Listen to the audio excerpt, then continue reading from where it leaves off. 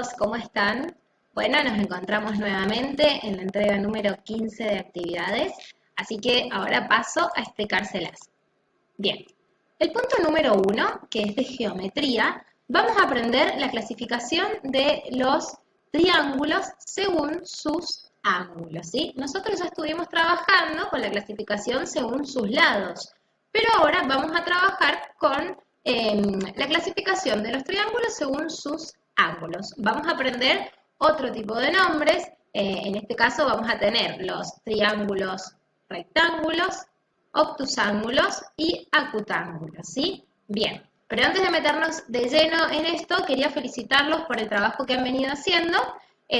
La construcción de los triángulos de la clase anterior estuvo hermosa.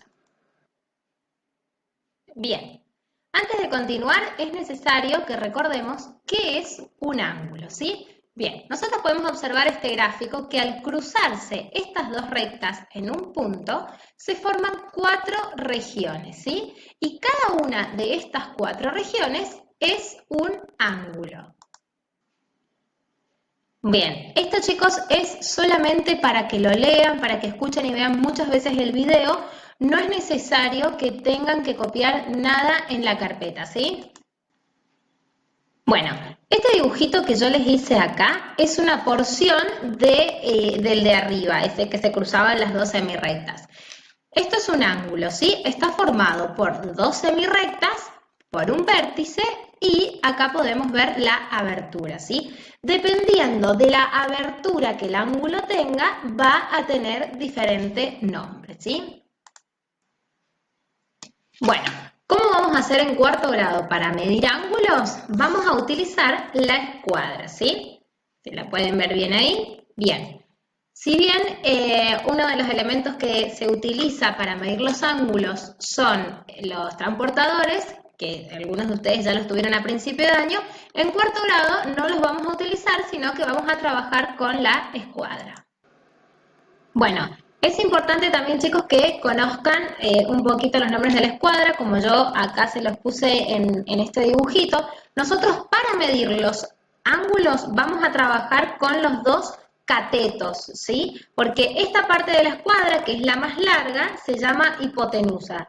Pero ahora no vamos a trabajar con la hipotenusa, sino que vamos a utilizar los dos catetos, el cateto mayor y el cateto menor, como aparece acá en el dibujito bien explicado, ¿sí? La escuadra no sirve bien para medir con precisión y exactitud los ángulos, pero la utilizamos para estimar, ¿sí? Estimar es calcular la medida de un ángulo, ¿sí? Bien, ahora vamos a explicarles cómo vamos a medir los ángulos con la escuadra, ¿sí? Bien, yo acá les voy a mostrar, ustedes tienen estos ángulos para medir, entonces lo que vamos a hacer es lo siguiente, ¿sí? Esperen que voy a agrandar un poquito la imagen, así les puedo mostrar mejor. Bien, entonces chicos, lo que hacemos acá es lo siguiente. Tenemos este ángulo. Vamos a apoyar uno de los catetos de la escuadra, en este caso sería el cateto menor, sobre uno de los lados del ángulo, ¿sí? Lo apoyamos ahí. Y lo que tenemos que hacer es que coincidan los dos vértices, ¿sí? El de la escuadra y el del ángulo que tenemos. Y vemos que este otro lado del ángulo, ¿sí? Podemos ver que es menor al cateto mayor de la escuadra. Este es el cateto mayor. Entonces el ángulo es menor, ¿sí? No sobrepasa el cateto mayor. Cuando este ángulo es menor y queda menos de 90 grados, es un ángulo agudo, ¿sí? Como lo pueden observar ahí. Perfecto. Bien, en el otro ángulo voy a hacer exactamente lo mismo, ¿sí? Acá tengo el ángulo, voy a apoyar la escuadra en uno de los lados del ángulo, apoyo el cateto menor, ¿sí? Hago coincidir el vértice, pero veo que este lado del ángulo es mayor que el del cateto mayor. Sobrepasa, es más grande que un ángulo recto.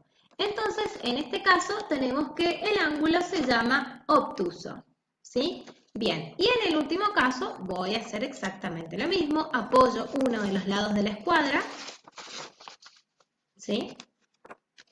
apoyo el cateto menor de la escuadra en uno de los lados del ángulo, hago coincidir los dos vértices y veo que este lado del ángulo es exactamente igual al cateto mayor, coinciden. Entonces estamos hablando de un ángulo recto.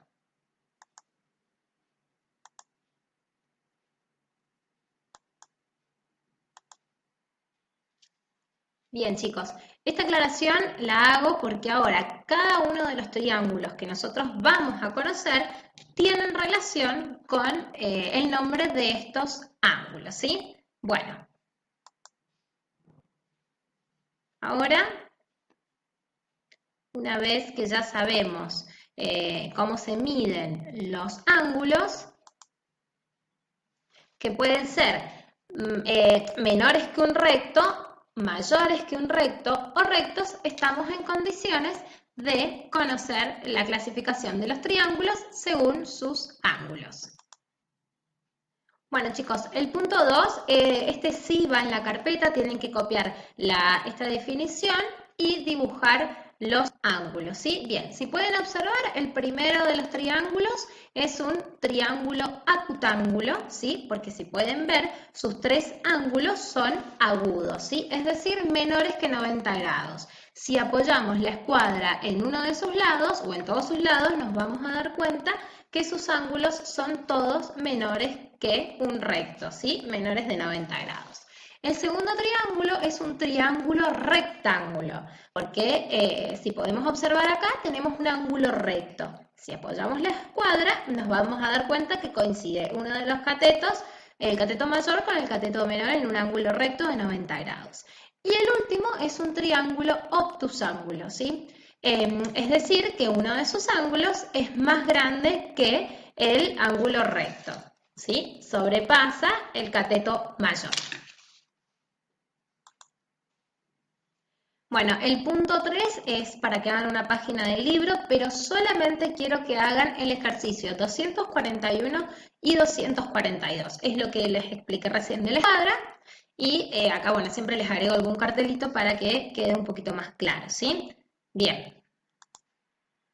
Bien, en el punto número 4 vamos a aprender a trabajar con la multiplicación por dos cifras, ¿sí? En este punto lo único que tienen que hacer es solo mirar este videito que yo les hice para ustedes.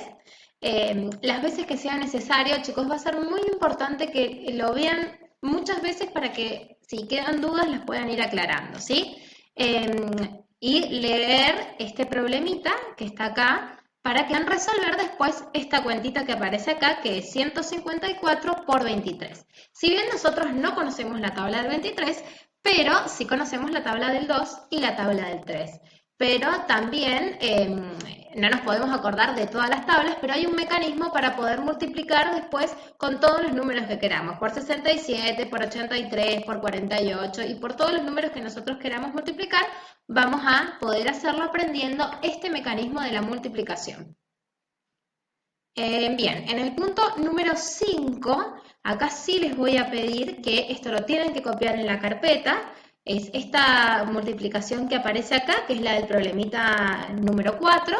Y estos son los pasos para aprender a multiplicar por dos cifras. Que es muy importante que todo esto quede copiado en la carpeta y que nos podamos aprender estos 5 pasos para poder multiplicar por dos cifras. Bien, y en el último ejercicio que tienen que hacer resolver estas dos multiplicaciones que aparecen acá. Es muy importante que puedan trabajar con este cuadrito, no hay ningún problema, que lo tengan siempre a mano para poder resolver las multiplicaciones por dos cifras, hasta que después ya se aprendan los pasos. Pero por el momento es muy importante tenerlo siempre a mano y trabajar con esto. Bueno, chicos, si se presenta alguna dificultad, que es probable que la puedan tener, se comunican conmigo por mail, por mensajito, yo siempre estoy a disposición para poder ayudarlos. Pero no dejen de ver los videitos que les mandamos porque es muy importante y ahí está todo bien explicadito paso por paso, ¿sí? Bueno, chicos, les mando un beso enorme, nos estamos viendo hoy en lunes en la reunión de Zoom. Que estén muy bien.